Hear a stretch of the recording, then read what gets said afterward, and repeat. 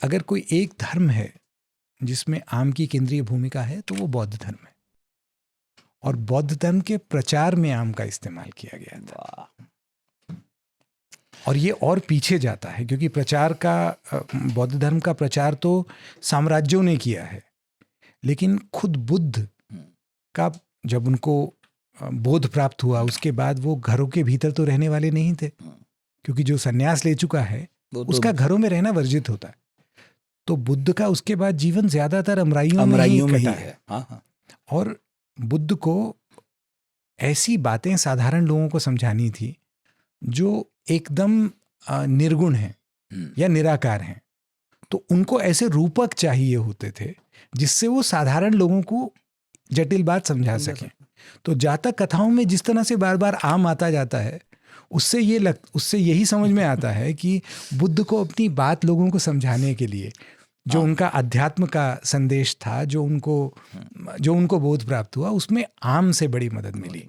और ऐसा माना जाता है कि उन्होंने जो अपना पहला प्रवचन दिया जहाँ धर्म चक्र की बात की, वो बनारस के उत्तर में सारनाथ नाम की जगह आज है। बिल्कुल। उस समय वो अमराई थी। और वहीं पे धर्म चक्र की पहले बात होती है, जो फिर चल के आज हमारे तिरंगे झंडे की शोभा है, धर्म चक्र।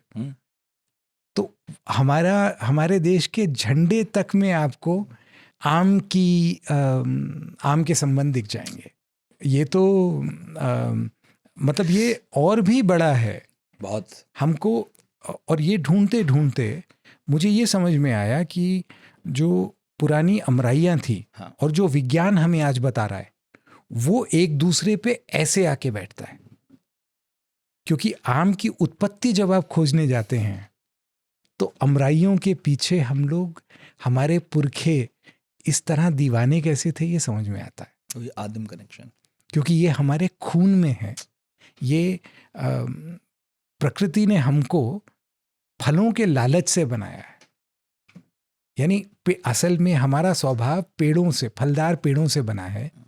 और हमारी अब ये हमारा ध्यान नहीं जाता, लेकिन हम जिस परिवार में आते हैं, जिसे अंग्रेजी में प्राइमेट और हिंदी में कुछ नर वानरगण वगैरह कहा जाता है, ये गर्भनाल वाले स्तनपायी जीवों में अकेला परिवार है जिसको लाल दिखता है। बिल्ली को लाल नहीं दिखता, लाल कलर नहीं दिखता, गाय को लाल नहीं दिखता, कुत्ते को लाल नहीं दिखता। ज्यादातर जीव जो हमारे आसपास दिखते हैं उनको लाल कलर दिखता है, लेकिन हमको दिखता है। और पेड़ों को ये किस तरह से पता लग गया, क्योंकि विज्ञान में एक मत आज ये है कि नारंगी, पीले और भूरे रंगों के फल जिन पेड़ों ने तैयार किए हैं, वो ये मान के चल रहे थे कि उनके बीज प्राइमेट्स दूसरी जगह लेके जाएंगे।